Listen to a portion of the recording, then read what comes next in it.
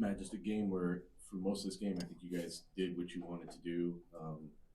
The way Illinois was able to close it out, what did you think defensively?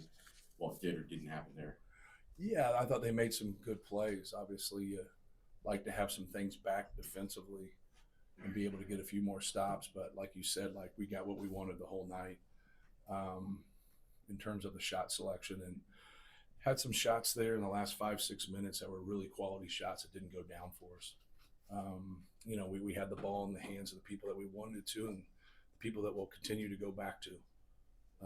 But proud of our guys, man. We just some shots didn't go down, but I thought from a rebounding standpoint, they only get 5 offensive rebounds in the game after they got every offensive rebound in the last game.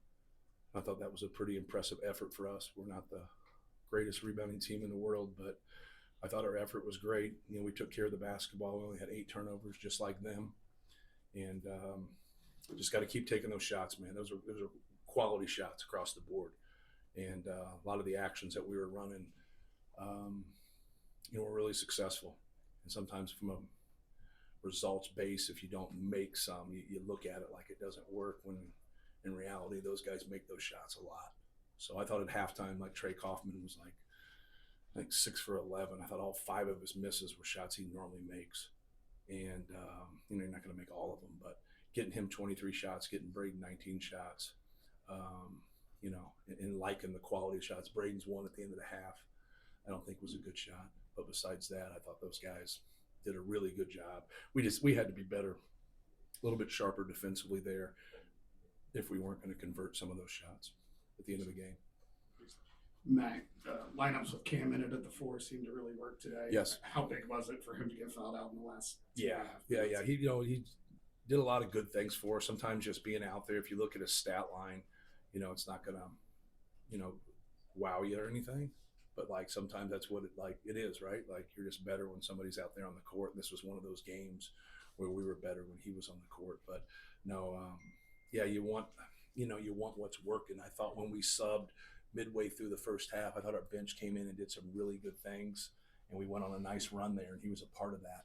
Then when we did it in the second half, we weren't quite as good. And so like that's the misleading thing sometimes in coaching, like when you get that group together and now they play well. And that's kind of how I rotate and how I take out people there in the middle. And so we've seen that where it doesn't work for us and it has worked for us. So it's kind of the, both halves were different for us. I thought they played really well in that half, but sometimes like you're with people out there and it really helps you, and sometimes it's the other way, right? But no, Cam's been great. Cam's really worked hard. Matt, when you were prepping for this game and you were scouting KJ and Riley, what kind of jumped out about those guys? There's been a lot of NBA talk about them, maybe right. Like Luka comparisons with Jekachonis, like Tyrese Halliburton talking with Riley. I mean, what you thought about that? Right.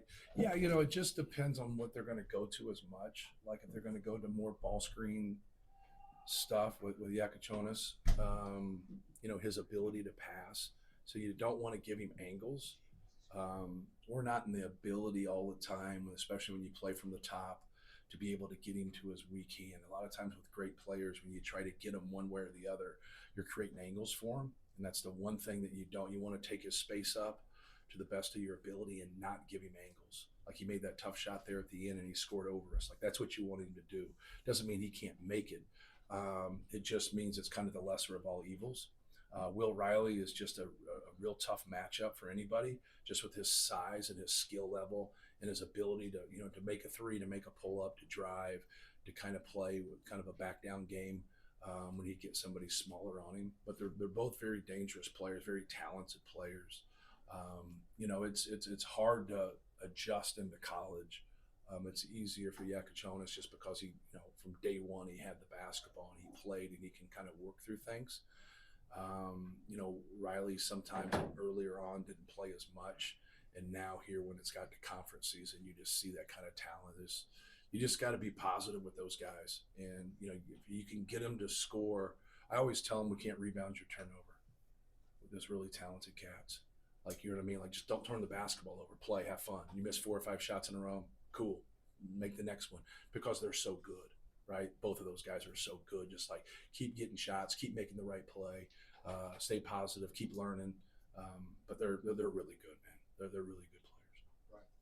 Matt, I don't think it was a high volume of turnovers tonight, but the first half when Trey came out, it was back-to-back turnovers, and then when he came out in the second half, it was 2 and 3 possessions. Yeah. Is there something to that where it kind of takes away the destination player? Or anything No, like that? it has nothing to do with it. It's a lack of concentration because they didn't force them. You know, we had, it's like tennis, those unforced errors. You go, especially the 2 in the first half. Like we just turned it over. One was a post feed, then we just got too deep the other time if I got it right. So no, obviously you want him. When I play him, like obviously he plays 35 minutes. I like when I look back and he plays, like I always say, like, do we get more from him if we play him like at 32 to 35? Like, I don't know. You always second guess. Like that's what I try to do with Fletch and get him around 30 because I think that gives us more. In the first half when Fletch was out, we made a good run. And in the second half when Fletch was out, we did not. And so you kind of look at, there's other variables, right? So like you're saying that, like it just, you can't just magnify one variable. There's a lot of other things that happen on the court, why somebody's in or somebody's out. But when you see a pattern, that's when, now you got to be able to do it. But you got to give them a rest. You got to give guys a rest and hopefully they can play better when they're in there. Matt, obviously tonight's Braden's last statement to make before Player of the Year voting. He gets 1 rebound shy of a triple-double. Just his performance tonight, but then also answering that, preseason, what could be a monkey on some guy's back, and he, lived up to it. Yeah, he's a great player. He's very unselfish. He's a winner. I know he doesn't look at it that way. I mean, we're disappointed we didn't win the Big Ten. He won the Big Ten his first 2 years, so we're all disappointed. And sometimes when that happens, it's kind of hard to be able to look at anything else because you're not really concerned with it. Like you're going to help your cause if you just keep winning. And those guys have won a lot. Braden's won a lot, but to kind of look at his stat line tonight and then kind of some of the situations there at the end, we just keep encouraging him to be positive, and just keep taking it and keep being aggressive. Like just keep staying with it. And sometimes when you make a lot of right decisions, it just doesn't go your way. And but no, he's been great. In my opinion, he's the best player in this league.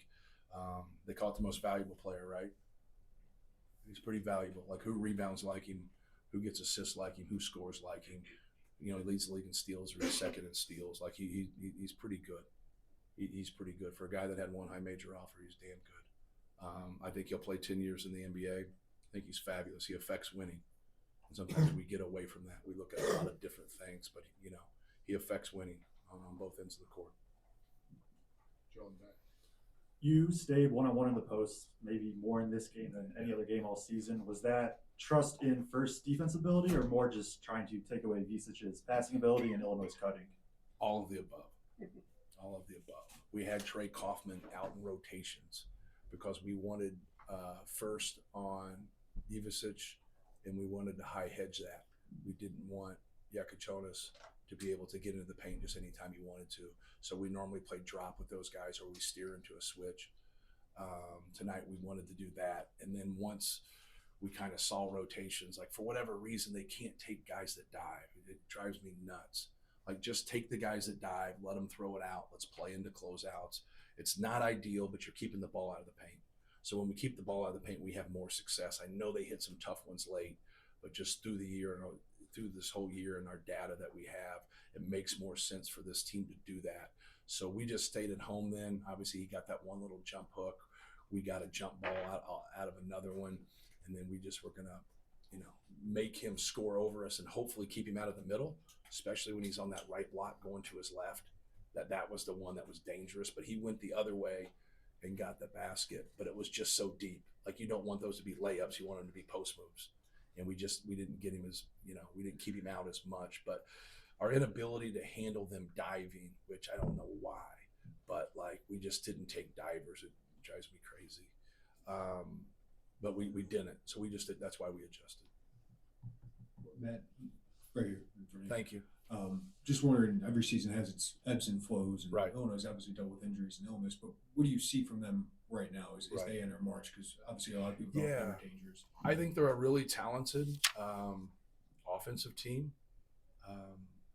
I think they cause a lot of problems. Like if you kind of look at like at Oregon and at Indiana in a couple home games, they can blitz you, right?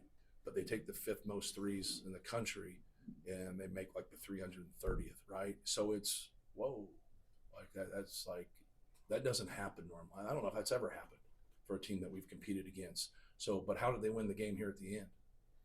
They made some threes, right? Yeah, and so like they're capable, but like everybody, like they got 2 guys in the 20s, they got like 7 dudes from like 30 to 35. Like, how do you gauge it if you're just not a team that can take everything away? Like, we're not a team that can take everything away. We're a really good offensive team. We're the 10th best offensive team in the country. We're the 50th best defense. We're not as good defensively. They're not as good defensively. And so, like, we needed to score more. That's terrible to say, right? From a coaching standpoint, we need to score more, but we got the shots to do it. Like, and so, like, for me, they're one of those teams that could just blitz people in the NCAA tournament. Like you could just go, but if they get in one of those ruts, they could be there. That could be them, and that's you got to have balance. You got to have balance. But when you're dealing with people, and I know why he does it, because you just keep them confident. Like you want your players to be confident, but you got to get to the free throw line and get some layups sometimes. Not sometimes, you have to. Like you got to steal some points, and that's when we got that lead there late in the game.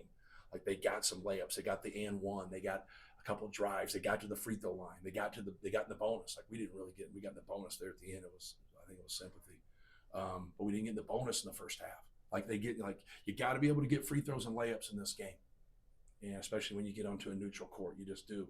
But it's going to be how the wind blows for them, because like they can beat anybody in the country and they get it going. I know they had a tough game against Duke, but they can. They can. Like if you see that Oregon game and you see that at Indiana, you see a couple of these home games, like they have like spurts, 4 minutes, 8 minutes, whatever. And then they've had a handful of games where they're just nasty. All right. But then they've had other games where it's like, hey, let's drive the basketball. Let's get inside. But for them to be at a peak level against an elite team, whatever, they got to shoot them threes and make them. And if they do, now they can get some people on the ropes and then they can make a long run in the tournament. They're talented, man. They're very, very talented. I like his offensive system. You got to have guys that can pass. You got to have guys that can pass the basketball. When they're really passing the basketball, they're dangerous. Casey and then Brian. Matt, I know it's part of being on the road, but Trey again goes, I think he takes like 23 field goals and only gets to the line 3 times. Yeah. Was there some frustration that the whistle wasn't even both ways? The frustration with him. Yeah, with him. This doesn't make sense at times. Like the way he's to their defense, he's all over the place sometimes. Like his legs are going out, his arms are going out. But he's when they call small change things, and then they leave that alone. Like I just don't understand the consistency of that. So, but like I wouldn't say that from a team standpoint. I just say individually for him. If you go out and you watch, okay, this gets called, that gets called. Now when he's in the post and that's playing. But you also got to go back and look, like if he initiates it, right, that's on him. That's on him. So if he's initiating that contact, and so when you're going back into people, so those are tough calls for the officials. But yeah. Right. Go ahead. Yeah, that kind of transitions into my question. A couple of these losses on the road, especially, you've not just been playing the team at the end, you've been playing the bonus. Right. It's Right. It's kind of racking up on your early and halves.